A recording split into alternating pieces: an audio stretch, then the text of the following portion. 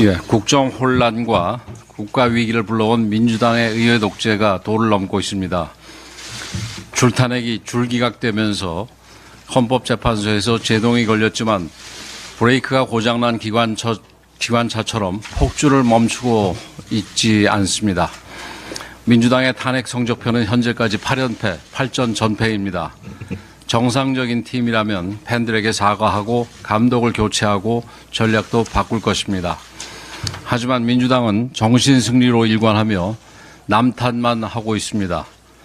감사원장과 검사들에 대한 탄핵이 헌법재판관 전원일치로 기각됐는데도 지엽적인 문장 하나를 내세워 헌재도 일부 불법행위를 인정했다며 억지를 부리고 있습니다.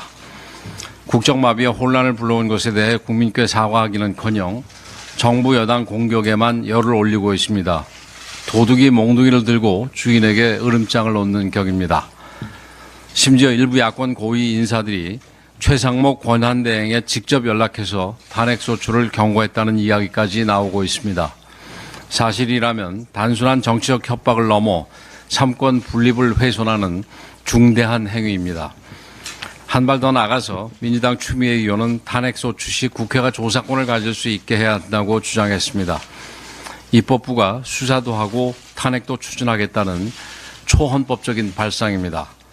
지금은 국회에 무소불위의 권한을 줄 때가 아니라 거대 야당의 탄핵 남발을 막을 제도적 보완책을 만들어야 할 때입니다. 민주당의 무분별한 탄핵소추가 국정을 마비시키고 있기 때문입니다. 현행제도에서는 국회가 탄핵소추를 하면 무조건 직무정지가 되고 나중에 기각이나 각하가 돼도 책임을 물을 수 있는 장치가 전혀 없습니다. 그러니 민주당처럼 거대 의석을 가진 악질 정당이 등장하면 조자룡 헌칼 쓰듯 탄핵을 마구 남발하는 것입니다. 공직자 탄핵이 정치 공격의 도구로 악용되는 일을 막아야 합니다.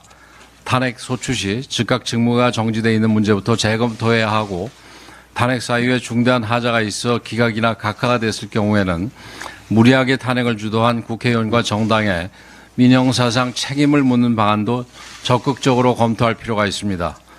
지금처럼 거대 정당이 입법 권력을 무기화한다면 국회도 정부도 사법부도 정상적으로 작동할 수 없습니다.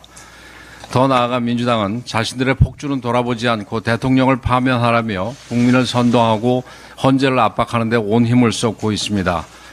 탄핵이 기각될 경우 밀란이 일어날 것이라고 선동도 하는데 민주당은 이런 자세를 버리고 한시라도 빨리 헌재 결정에 승복할 것임을 분명하게 밝혀야 할 것입니다.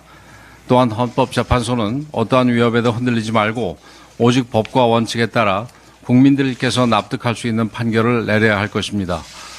그것만이 정치적 혼란을 최소화하고 국정을 정상화하는 바른 길임을 잊지 말아야 할 것입니다. 민주당의 적반하장은 여기에 그치지 않고 있습니다. 국익과 미래가 걸린 외교까지도 정쟁의 도구로 삼고 있습니다. 지난 1월 미국 에너지부가 대한민국을 민감 국가 및 기타 국가로 지정한 것을 두고 정부와 여당을 공격하고 있는데 참으로 적반하장입니다.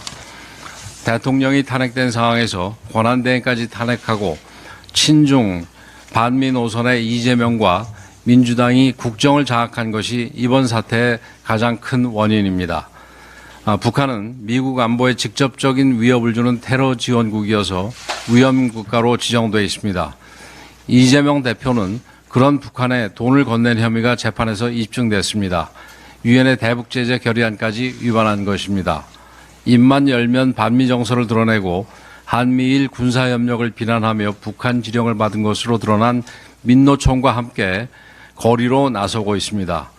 이런 인물이 유력 대권 후보라고 하니 민감 국가로 지정이 되는 것입니다. 그럴 일 없을 거라고 믿습니다마는 혹시라도 이재명 대표가 정권을 잡으면 한미 동맹이 금이 가면서 대한민국의 외교적 신뢰는 땅에 떨어지고 우리나라의 경제 안보적 위상이 급격하게 추락할 수밖에 없습니다.